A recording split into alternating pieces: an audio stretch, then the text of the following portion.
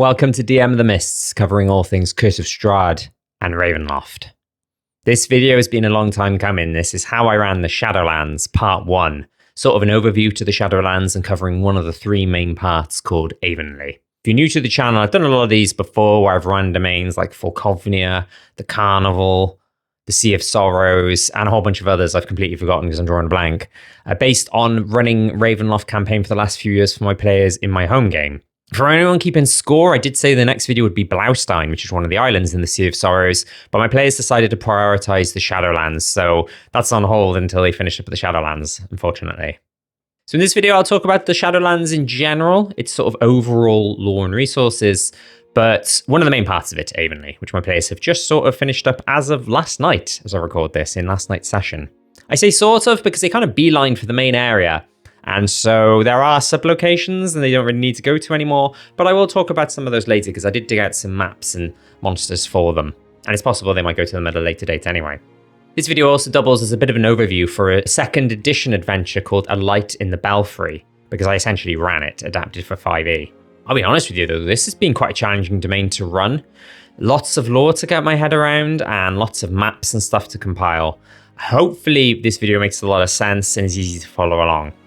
Right, let's get right to the Shadowlands lore.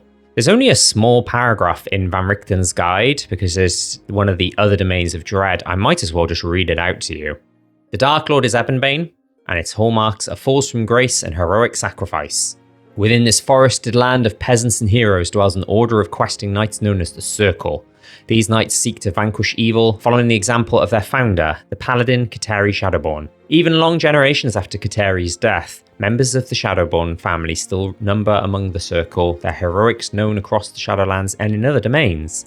Yet despite their victories, the foes and failures of these knights are ever drawn back to the Shadowlands, filling it with vengeful souls and monsters. These include villains such as the Necromancer Morgoroth, the fallen paladin Eleanor Faithhold, and Ebonbane, a.k.a. Shadowborn's accursed sword. Now I leaned a lot on older lore than necessarily doing some of the things it suggests. It says members of the Shadowborn family, still members of the Circle. I know that one of the sources I draw upon does not have that be the case, and I don't have one yet. One of the PCs is essentially a long-lost descendant of the Shadowborns. And saying that the foes and failures of these knights are drawn back to the Shadowlands with vengeful souls and monsters, I do like the idea of that, but I kind of just ran it similar to the older editions just to explain. So the Dark Lord is Ebonbane, a demon trapped in a sword, essentially. But in the old lore, there were three Dark Lords, one for each area. It was known as the Shadowlands Cluster, with one main Dark Lord, but others as well. Sort of a bit like the Sea of Sorrows, where you had the kind of sea as a whole, but then individual islands are kind of mini domains within that domain. Sort of like that.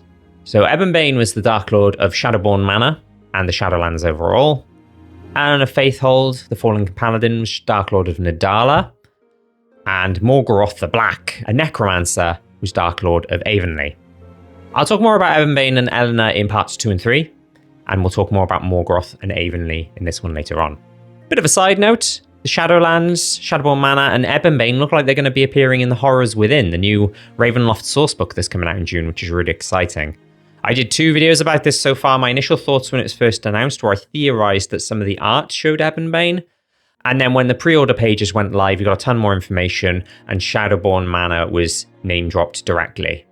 A sort of third area beyond Nidala and Avonleigh is called the Phantasmal Forest, which is sort of the Mist Border effect. It's a bit of a weird way the Mist Border works in this one from the source I used. I'll talk about what kinds of things you can find in the Phantasmal Forest in part 3 video. The Shadowlands is essentially dark Arthurian, as in Ravenloft's and Gothic horror's answer to King Arthur, Knights of the Round Table, Merlin. So all things like Arthurian legends and myths, that kind of thing, with the Gothic spin. And you could argue it's kind of closer to classic D&D than maybe other domains of dread. For example, in Nidala, I'll talk more about this in part 2, I had monsters like manticores, a troll, a Fomorian, stuff like that. Stuff that doesn't really fit in other domains, but might just be found in regular D&D settings. Sources for the Shadowlands. So we've got the brief intro and info in Van Richten's guide. Possibility there might be more info in the Horrors Within. Mistopedia, the Ravenloft wiki, is always a big help and good starting point. However, in my opinion, the best source information for the Shadowlands comes from Quoth the Raven number 31. Quoth the Raven is kind of like a fanzine, netzine that's released every year, Halloween, I believe. And 2 Ravenloft fans, Adam L. Akkad, who's also known as Speedwagon, also known as Jojo Fanatic on Reddit, and Ian Fordham, also known as Eden Fordham on Reddit. Big love to those guys, and thanks to them for all they've done to flesh this out. And they were even giving me help via email. So Adam reached out to me, Jojo Fanatic. I was said, if you have any questions, just email me. And I emailed a couple of times and he replied and even said, oh, I got Ian's thoughts and this is what Ian thinks. So really appreciate that. That's amazing. The Ravenloft community, I think I've always said this, is a great community. Good people. And in Quoth the Raven 31, there's a big article called Beneath the Eye of Belenus, which gives lore, NPC info, and location info for Avonleigh and Nidala. There's also some short stories, including those NPCs and locations, either side of it in that issue. Ardagi, if that's how it's pronounced, and of Larks and Men, they're called. And the previous issue, Quoth the Raven 30, also has Phantasmal Forest info in it from the same authors. Obligatory mentions go to PhD&D's video on the Shadowlands, and a Reddit user called Miashu1981 also did a Google Doc, which I think was called like Shadowlands for 5th edition, which you might want to look at as well. I'll leave links in the description. There's also a Ravenloft novel, Shadowborn. It's handy for understanding Ebonbane and Alexi Shadowborn, but you see a young Farron and Aurora Shadowborn, who I'll talk about later in this when they're more grown up. But yeah, handy for that as well, and just general flavour for what the ghouls are like in Avonleigh's forests and the Phantasmal Forest and things like that. There's a netbook called The Book of Shadows, and the introduction and interlude sections of that are 2 short stories that are set in Nidala and Phantasmal Forest, mentioning Eleanor and Gondogol. Gondogol is talked about very briefly in Van Richten's Guide's Falkovnia chapter, and I had him make an appearance when I ran Falkovnia. He's the leader of the group of knights known as the Circle. TV show-wise, a really good source for this, and I've really enjoyed watching it, is Merlin, the BBC show. So my family and I are currently watching season 5, and there were 5 seasons overall, so we've nearly finished watching it, and I've been watching it on and off the last few months, sort of in preparation for this, but sort of because we always wanted to watch it anyway. My parents were big fans of it when it aired nearly, I think it started airing nearly 20 years ago. Gosh, I feel old. And some of the filming locations are near where I live. It was funny. My family, a year or so ago, visited a castle about a 30-minute drive from where we live. And then we were watching some of the scenes in, I think it was season 1. And we were like, we've been there. We've stood in that exact spot. So that's so cool. And there's strong parallels between Arthur and Merlin's relationship with Farron Shadowborn and Morgoroth, if Merlin was evil before and after spending time with Arthur. Overview of the Shadowlands quickly. So it's known as the Shadowlands Cluster because it's kind of groups of smaller domains that kind of connect and surround it. As earlier I said, it was kind of like the Sea of Sorrows in that regard. The Knights of the Circle. There was kind of the original iteration of the Circle, which is led by Kateri Shadowborn, and I think Eleanor Faithhold was also part of it. And then Farron Shadowborn, who is Kateri's nephew, takes over, but Morgoroth kills him and the rest of the Circle, as I'll talk about later on. And after that, there was another iteration of the Circle where Alexi Shadowborn founded it, and Gondogol is the current leader. What I really like about the Shadowlands and its lore is this kind of like, treated almost like a saint, is Kateri Shadowborn. I've played it that like everyone is like in awe of her. She's this sort of, I joked with my players, she's Paladin Jesus. That she's kind of this mythical, legendary knight, the greatest paladin who ever lived, not just in the Shadowlands, but ever, anywhere. And sort of highly revered and considered almost a deity, close to, well, obviously not a deity, but that kind of like feeling of that's how much people adore her. And then the Shadowborn family includes her son, Alexi, who was actually raised by her sister and her husband, and then their 2 children, Farron and Aurora.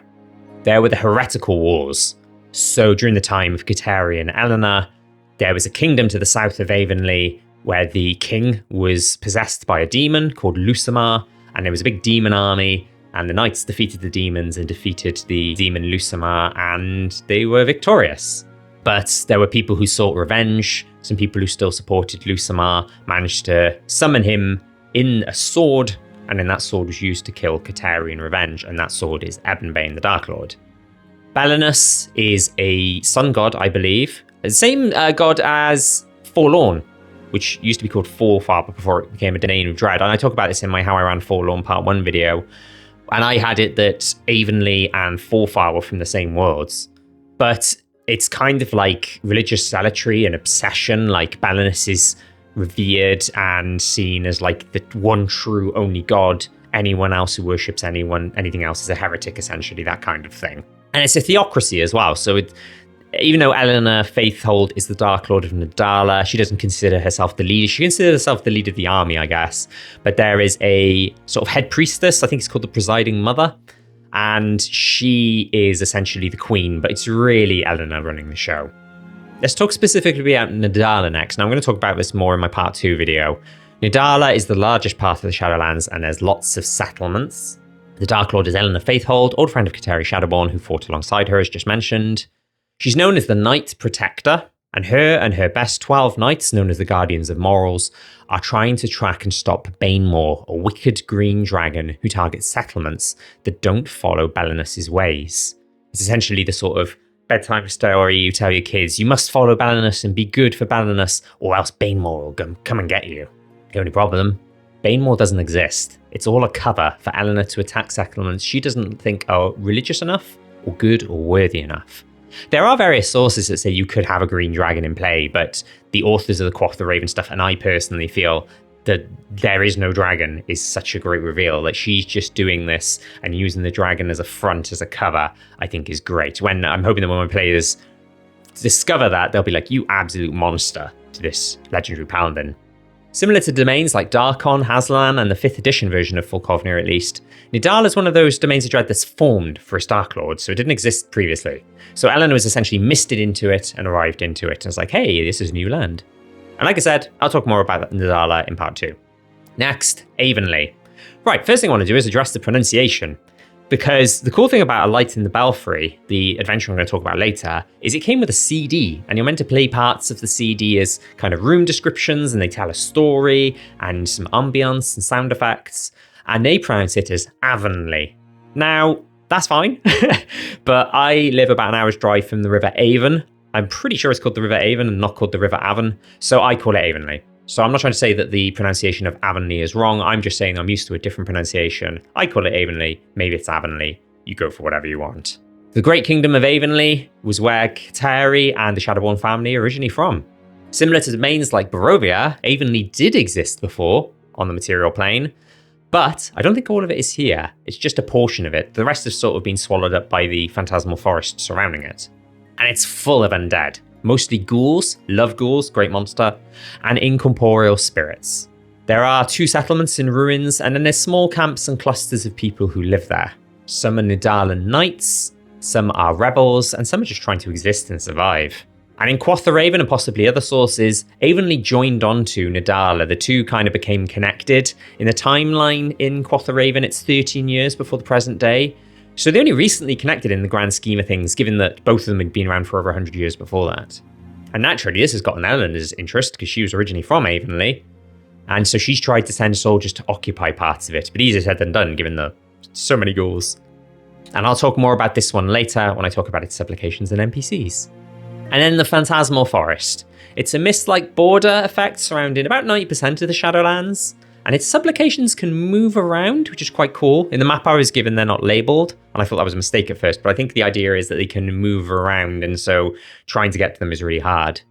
I imagine a good way to get to them is if you had like a mist talisman to them, using the 5th edition mist talisman rules, or maybe if you kind of predict or know where they are or where they're going to be at certain times. And if Avonleigh was full of undead, this is doubly full of undead, especially ghouls, more so than Avonleigh's forests. Some of the main locations there include Shadowborn Manor, that's where Kateri lived and then died, and also where Alexei and Everbane currently reside, and the Dolmens, which is a stone circle where the members of the Knight of the Circle meet. And there are other locations, but I'll talk about that in my part 3 video. And the Dark Lord of that is essentially Everbane. The map of the Shadowlands. So in past videos when I've talked about doing the Shadowlands, I showed a map by the Mordant Cartographic Society on the Fraternity of Shadows website. However, in the end, I actually ended up using the one from Quoth the Raven 31. I don't think there's a high quality public version available, but when I posted about Shadowlands maps on Reddit and asking people what maps are out there, Adam, or a.k.a. Jojo Fanatic, reached out to me and sent it to me directly, so big thanks, big love to Adam again. So if you want it, you could look for Jojo Fanatic on Reddit and send Adam a message. I'm sure he wouldn't mind. He's helped. I think he sent it to a few people now. Sorry, Adam, if I've flooded your inbox. The great thing was the version he sent me was blank, or one of the versions he sent me, which is great because I could put it in Roll20, put the labels on the GM layer and reveal them to the players as and when they found them. And I also used different types of labels for different types of settlements. So settlements had one type of label, ruined settlements had another, points of interest that weren't settlements had another, and so on. And before the players acquire the maps, I used Roll20's Fog of War feature, which I think nowadays might be called Hide Reveal Mask, to reveal the map bit by bit. And when the maps acquired proper maps for Nidala and Avonleigh, I revealed more places in one go. For example, all the towns and villages, but not necessarily all locations, because some locations might be secret, such as the Rebel Hideout in Avonleigh and Banemoor's former lair in Nidala. I'll take some time to explain the map, and I'll probably have it covering my face for the next little while. So the border between Avonleigh and Nidala is essentially the edge of the woodlands. I'd say it's probably a bit more to the west, but it's easier to just say kind of maybe the edge of the woodlands. So as you can see, Avonleigh kind of takes up the western third, and Nidala takes up the eastern 2/3, so Nidala is a lot larger. And the Phantasmal Forest surrounds 90% of them both. The remaining 10% in the southeast is the Mistway, also known as the Via Corona, maybe it should be pronounced Via Corona, which is a safe path in and out of the domain. So my players started in Nidala first, but went to Avonleigh and kind of completed Avonleigh, if you will, straight away, which is why I've done the Avonleigh video first, even though they arrived in Nidala first. Music next. I'm a big fan of tabletop audio, and whenever I do these videos, I always say, here are some, it feels like I'm doing wine pairings. It's like, here's this song that pairs well with this particular place. For Nidala, for the sort of overall map music, if you will, I used Sun Dappled Trail, which I thought was fitting because Belenus is a sun god. There's also a sort of male choir in it. It kind of feels a bit sort of religious and holy, so I thought it worked really well. For Avonleigh and its forest, I used News from the Front, which sounds quite somber, quite solemn, quite unsettling, I think. I thought that worked well. I'm still undecided on the Phantasmal Forest, but it's either going to be Fog of War or Petrified Forest. Feel free to check those out and see which one you prefer. And for Shadowborn Manor, when we eventually get there, the song I'm going to choose for that is Nothing. The reason being that I remember reading in one of the sources that Shadowborn Manor is just devoid of anything. There's no bird song, there's no breeze, there's just nothing. And it just feels very still and dead. And I kind of like the idea of there being no music to represent that. I will make that point to the players that, you know, it's still and lifeless, because I don't want them to think that the reason I'm not putting music on is because I've just forgotten to put music on. But yes, that's going to be the plan. And then the music will come on when the battle with Ebonbane happens. Hooks to the Shadowlands. So I managed to hook this through a PC in their backstory. One of my PCs is an Air Genasi Paladin / Warlock who was a Talon Knight from Falkovnia. He doesn't know his past, but he was once a human who was transformed into a Genasi super soldier along with 3 Falkovnian traitors, who each were turned into fire, earth, and water Genasi, to help with Falkovnia's zombie sieges. When they went to Falkovnia and ultimately defeated Vladeska, talk about this in my Falkovnia video, he was torn up inside. And the player flavoured this as basically saying, hey, I really want to multiclass into a Warlock Hexblade. Can I do that? And I was like, sure. And I liked how they kind of timed it to match with the story. They had a level up at that point anyway, and it kind of made sense story-wise that this is when they kind of go on a darker path and become a Warlock. And I decided to have his patron be Ebonbane, but he doesn't know it yet. Ebonbane has promised him a better sword and other boons for him and the other PCs if they go to him in the Shadowlands. And info is being drip-fed occasionally to this PC as a kind of voice, and classic voice in the head, patron type thing. But they also encountered Rodjan Delisnea, who I added in Forlorn, talk about this in my Forlorn Part 1 video, who was also being influenced by Ebonbane. And as they progress through the Shadowlands, I'm going to try and make them think that it's Alexi Shadowborn who's reaching out to them, so that he's the patron, it's a good patron, not an evil one. And when they arrived to the Shadowlands, they were then given sort of next steps and given a message to seek out and defeat a fallen paladin and a necromancer. So that's Eleanor and Morgoroth, respectively, the other 2 Dark Lords. And at that point, he'll then tell them how to get to Shadowborn Manor. My reasoning here, because I think I mentioned this in an old Reddit post once, and somebody said, would Ebonbane get the PCs to kill Morgoroth and Eleanor Faithhold? I see the point. I think Ebonbane's doing this, you've got to defeat these 2 great evils before you're worthy of seeing me. It's kind of to sort of trick the player into thinking that they are a good patron and not an evil patron. Plus, I believe Morgoroth's responsible for the glass prison that Alexi and Ebonbane are currently trapped in, so I could see at least why Ebonbane would want Morgoroth out of the way. It's that classic sort of Arthurian prove yourself worthy quest. That's kind of what I'm going for anyway. And I'll talk more about this in part 3. Or if you're keen to know more in the meantime, a while back I did do a sort of here are my upcoming plans for other domains video, where I did talk about the whole thing, Nidala, Avonleigh, and Shadowborn Manor, in the space of a few minutes, I think. Getting to the Shadowlands. So I didn't want the Shadowlands being a domain that's easily reachable, and then when I saw the whole thing on the map with the Mistway of via Corona, I just thought, well, that's great. It's kind of lends itself to being a domain that's difficult to get to on purpose. You can't just miss Talisman to it, and you can't hire the Vistani to take you there either. There's only 2 safe ways. Firstly, through a Mistwalker NPC. So I had that in my game be Gondogal, the leader of the Circle, or Cave Whippoorwill, who's an NPC from Ravenloft Mist Hunters. And second, you could convince Isolde in the Carnival to go there. Just to quickly explain, for those of you who don't know the Carnival lore, the Ravenloft Carnival, Isolde is the leader of the Carnival, but the Dark Lord is a talking possessed sentient sword called Nepenthe, and Nepenthe can move the Carnival and can even enter domains and leave domains that have mist borders closed because of how powerful Nepenthe is. So that could be an option to convince Isolde, hey, you should go to the Shadowlands and set the Carnival there. And in fact, Ebonbane was the one who encouraged them, try the Carnival route first, because you've already got a good relationship with Isolde, and my players had been there multiple times before. And that's what they did. They ultimately convinced Isolde, and she was immediately on board for 2 reasons. Firstly, she'd never been there. She was thinking, what if the Caller's there? Again, just to explain the lore, the Caller is Isolde's arch nemesis, a fiend who she thinks is sending monsters to attack the Carnival and constantly harass her, and was responsible for the death of all of her friends when she used to live in the Feywild. The other reason why she'd want to go to the Shadowlands is hard to get to, so they have had a lot of Fey attacks. And she's thinking, well, because the Shadowlands is hard to get to, hopefully there'll be fewer Fey attacks and we can kind of have a bit of a reprieve from all those.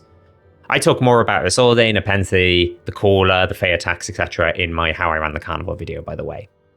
Right, now I'm going to talk about Avonleigh in more detail. So sources and an overview of Avonleigh. I mostly used information from Quoth the Raven 31. There is an old adventure called A Light in the Belfry. And I also got a Gothic conversion. I've used this person's guides before when I ran Castles Fall On. They update and adapt 2nd edition adventures into 5th edition. I'll include links to both of those in the description. There's also a Book of Shadows netbook, has an article called The Red Wolf, which the Quoth the Raven folks expanded as well. Avonleigh encounters. So as I mentioned, it's got ghouls, but they're not just regular ghouls and ghasts, because it's a domain of knights and heroes. I had armored ghouls. In Tome of Beasts, there is an Imperial Ghoul, an Iron Ghoul, and a Darrakul. And as soon as I saw them all, I was like, I'm adding those. Yes, please. Thank you very much. And since then, I got Monsters of Drakkenheim, which has a Ghoul Lord and a Ghoul Priest as well. So plenty there for me to choose from. So if you've got those sources, you might want to check those out and have them be the sort of more difficult ghouls, alongside ghouls and ghasts that aren't armored, perhaps. My players are at a higher level. They're like level 16 out of 20. So it makes sense for me to include lots more higher level enemies. Plus there's incorporeal undead as well, such as shadows, spectres, ghosts. Plus I added things like wights and skeletons for good measure and for fun. The maps I used, so DM Andy, who did a lot of Curse of Strahd maps, and I think he's done some other maps for some other things as well. The first versions of his Sfarlich Wood, Sfarlich Road maps I used. One of them has, I think, the Gates of Barovia on them. I cropped that out, so there's no gates. And I used them because I do like his sort of second versions, but I feel they're quite dark. Plus, I think I used them before in Barovia, so I thought, oh, if my players recognize them. So I used the first versions, which are sort of less dark and more misty. I thought worked really well. Although, his newer maps work as well if you want to use those instead. Next, I'm going to talk about Tergeron Manor, which is the main sort of area, if you will, of Avonleigh. So the adventure at A Light in the Belfry kind of is focused on Tergeron Manor, and then the Gothic conversion adapts it. For maps, I couldn't find any top-down maps that were easily put-inable on Roll20. I did see one version, but it was sort of very small, low-quality, pixelated. I think they were just showing them as examples. So because I'm an absolute fool with too much time on my hands, I decided to design my own in Dungeon Draft, which I could then share on the Ravenloft subreddit for other people who could benefit from them. Some disclaimers, I'm not a map maker, I'm just a hobbyist, so it's not a beautiful looking map. I am not Che Impeku, for example. And I took some liberties and I made some mistakes and I explain it on Reddit. I'll share the link in the description. When you see them on Reddit, I explain some stuff. But I really like A Light in the Belfry and his adventure. It's quite quirky and quite cool. The sort of main premise is when they go around this manor house, they find 13 shards of a broken mirror, and each shard represents a story. It's the story of Morgoroth, of Farron, and Aurora Shadowborn. And the story's told out of order. So if they find shard 5, first of all, they learn the 5th part of the 13 parts of the story. And I think the idea is they're meant to go back and forth the mirror and put them in each time, or they maybe get 3 shards, then put all 3 in. But I just had it that every time they found a shard, they all had a collective vision. That way there was to sort of reduce the sort of back and forth to the mirror. And it's quite cool that they do find this story completely out of order. And then when they later assemble the mirror, I said to them sort of a very highly summarized version of the story from beginning to end. But to summarize, it's the story of Morgoroth the Necromancer, who leaves his homeland, having done some bad stuff there, and arrives into Avonleigh and wants to repent and wants to live out a peaceful life. And he meets Farron Shadowborn, who's essentially the king of Avonleigh at the time. And Farron says, if you pledge your allegiance and sort of repent for your sins, then I'll let you live here peacefully. Morgoroth does that, and then Morgoroth spends an entire night building a manor house using magic, and that's Tergeron Manor. He quests with Farron and the two become close friends, but Morgoroth always gets a sense that the rest of the members of the circle, the other knights, don't trust him and are suspicious of him and his magic and his intentions. Morgoroth falls in love with Aurora, who's Farron's sister, who's a priest, and Aurora falls in love with Morgoroth back, but neither of them, at least initially, confess their love to the other. And so years go by and they kind of have feelings for each other but never make it known. Eventually it gets to the point where Morgoroth can't take it anymore and he confesses to Aurora, and Aurora runs away crying. Morgoroth thinks it's because she's mortified by the idea and isn't attracted to him at all. And Aurora, the reason she ran off crying, she feels guilty because she's trained to be a priest. She can't be with him and it would go against her priestly vows. So they both decide to avoid each other and still don't realize that they, both love each other. Then a knight called Lambert arrives from Morgoroth's homeland, and he's like, I'm looking for an evil wizard. And the more he describes him, the more it sounds like Morgoroth. So Morgoroth sneaks away and goes back to Tergeron Manor, where Lambert follows him, attacks him, and Morgoroth has to kill him in self-defense. And Morgoroth sees this as like, well, it looks like I can't ever live a peaceful life. It looks like I'm just got no choice but to be evil, or something like that. My players found it a bit funny and quirky. It's just like, well, I'm evil now, I guess. And Farron goes to talk to him, but is never seen again. Is presumably killed, and it is later revealed that he's killed.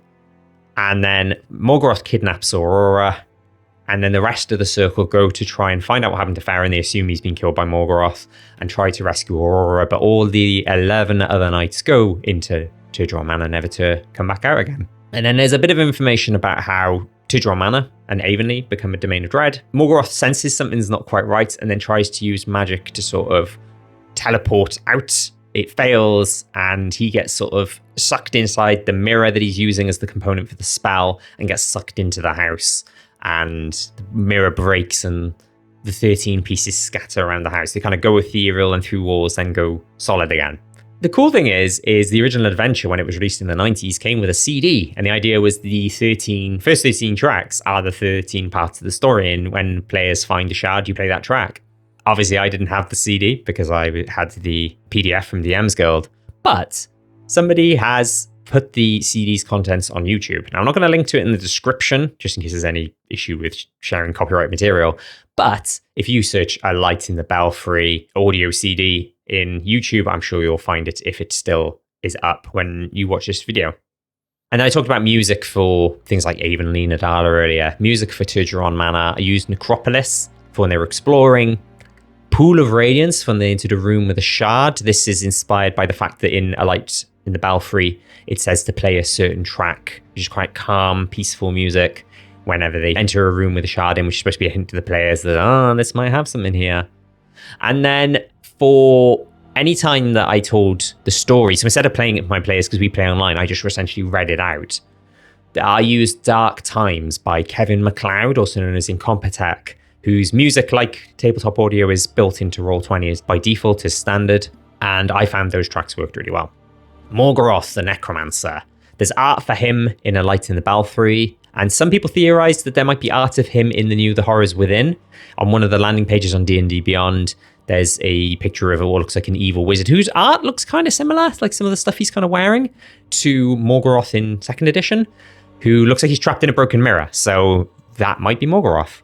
Roleplay-wise, the great thing about the CD audio is you get a great idea of his voice, his accent, his personality, so I mimicked that as closely as possible when role-playing him. And he's responsible for Avonleigh's incorporeal undead, but not the armoured ghouls. That's Ebonbane's doing. So the players might think that Avonleigh will be free of undead, with Morgoroth defeated. That's what my players thought. They thought all the undead would be gone the second Morgoroth was defeated, but then they saw some armoured ghouls and they were like, oh. But there are, no more spectres, shadows, and stuff like that.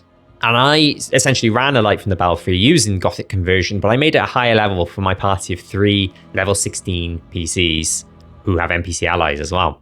Whereas the Gothic conversion is optimized for 4 level 7 PCs.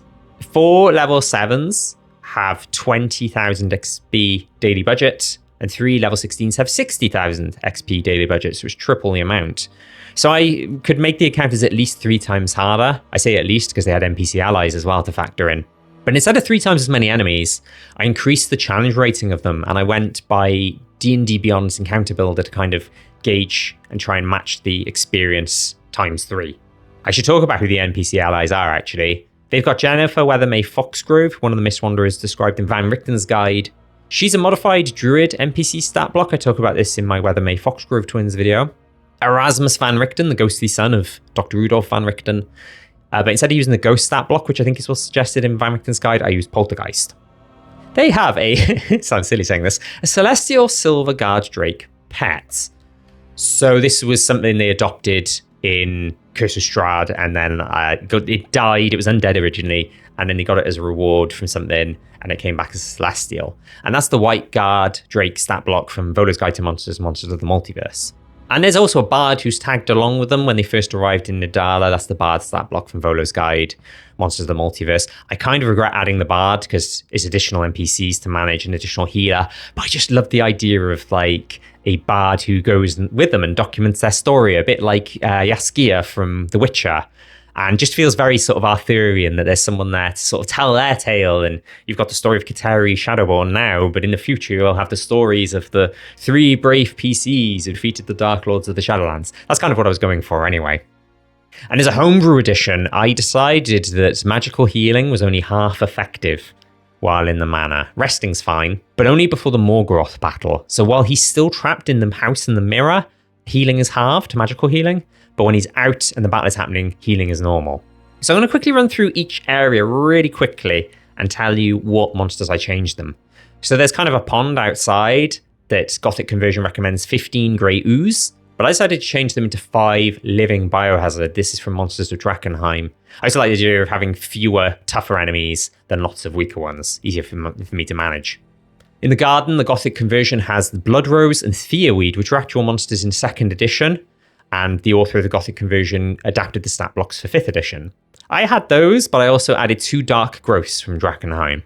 The first floor hallway has 12 skeletons, tweaked to have armor and longswords, but instead of that, I just used 12 skeleton soldiers, also from Drakkenheim. In one of the bathrooms, there's an encounter with what's called a blood elemental, and the Gothic conversion provides a stat block. But instead of using that, I used 2 dragon blood oozes from Fizban's Treasury of Dragons, but I reflavored the acid damage to be necrotic.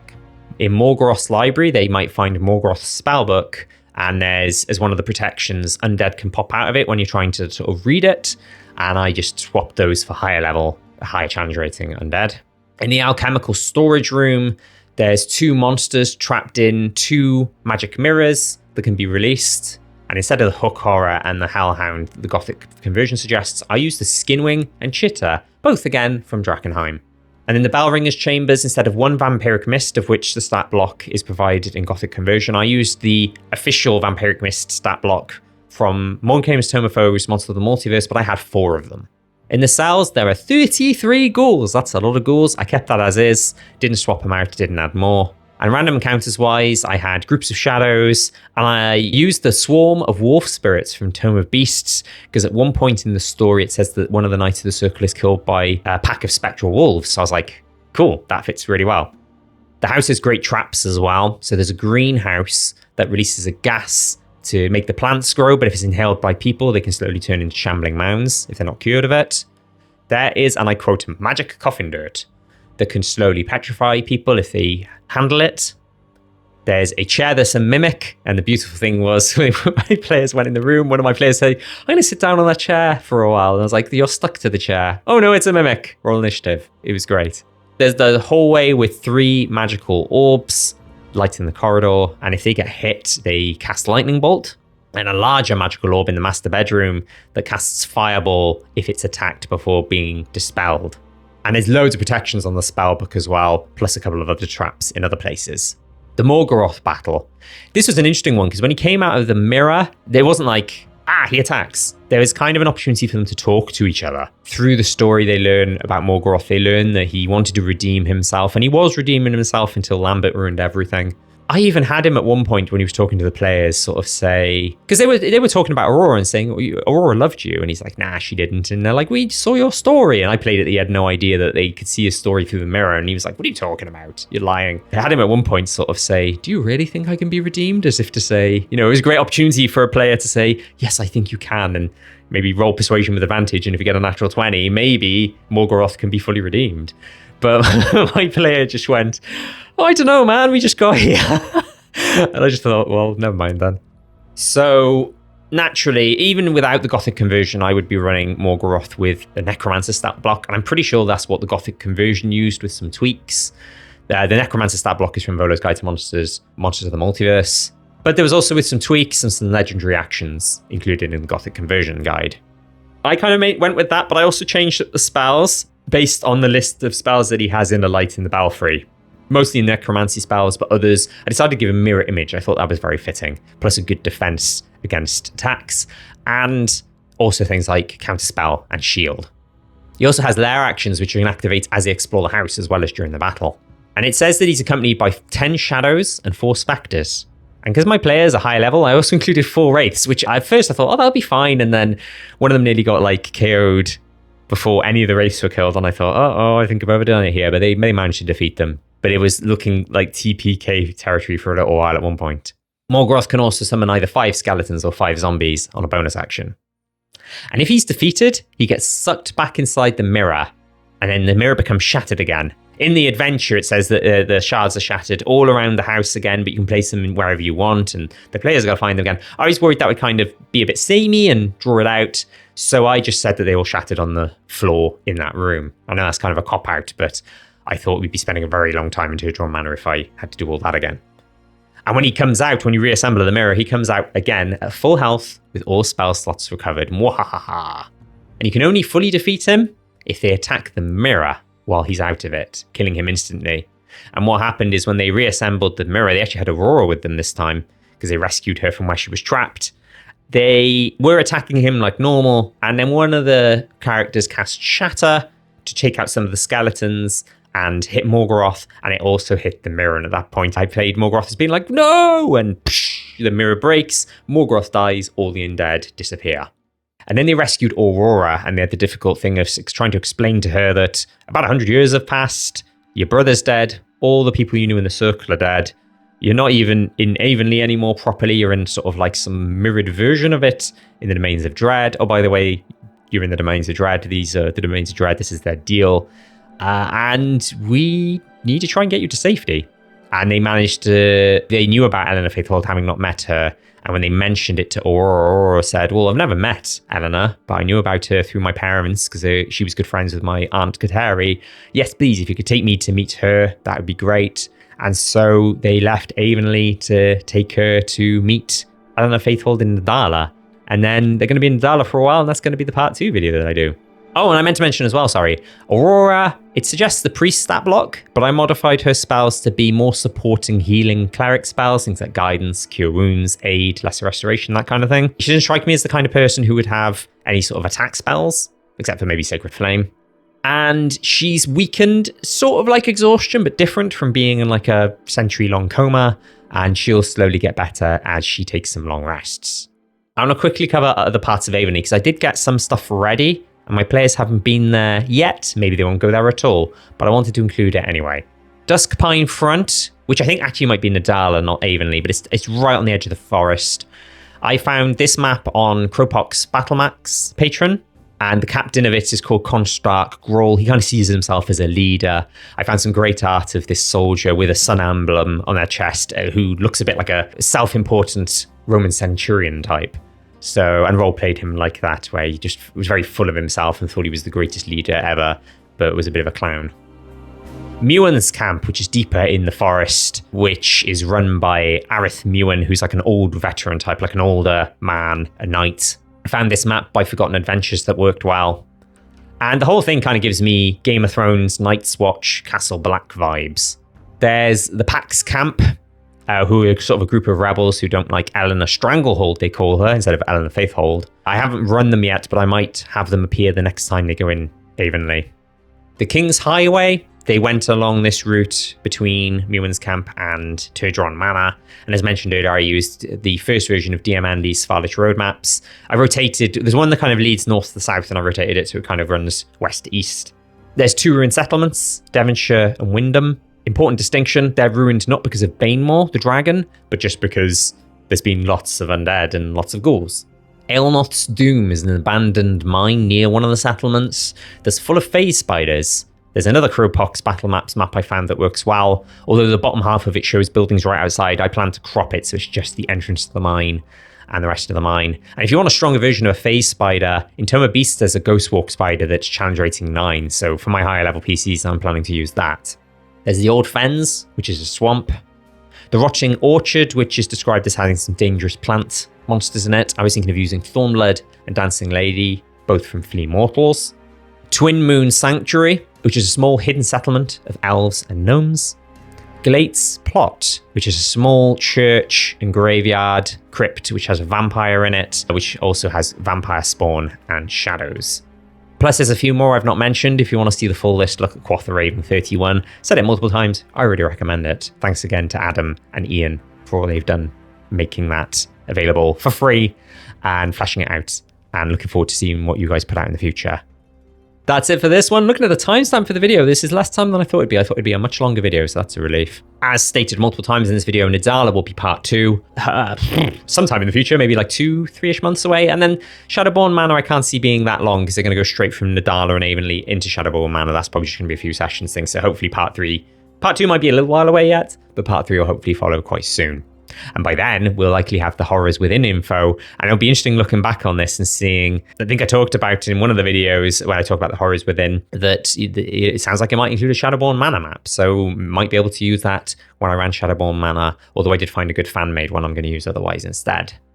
Thank you for watching this video if you've made it this far. In addition to subscribing, if you'd like to support the channel, I have a membership. It's a bit like Patreon, where you can sometimes get access to videos early. There's members-only videos that are kind of more behind-the-scenes stuff about me and running the channel. Put one out recently that was about my first ever PC playing D&D, where I was a player of Curse of Strahd, funnily enough. Was absolutely terrible because I didn't stat in very well and kind of detail that. There's also badges, custom emoji, of which I'm getting designed one at a time, which are different. Ravenloft NPCs and Dark Lords and things like that. I'm thinking of expanding it out to include mentions at the ends of videos, possibly even like consultation. Like I might do like member only live streams where once a month you can jump in and chat to me, and you know, I can give you advice for your campaign, whether it be Curse of Strahd or Ravenloft, and even like a higher tier one where maybe I give you one-to-one help if you need one-to-one help. So please take a look at that. I'll include a link in the description. There's like a little trailer that explains more, which I'll update if I do those extra tiers. And we leave it there with this one. Thanks very much for watching.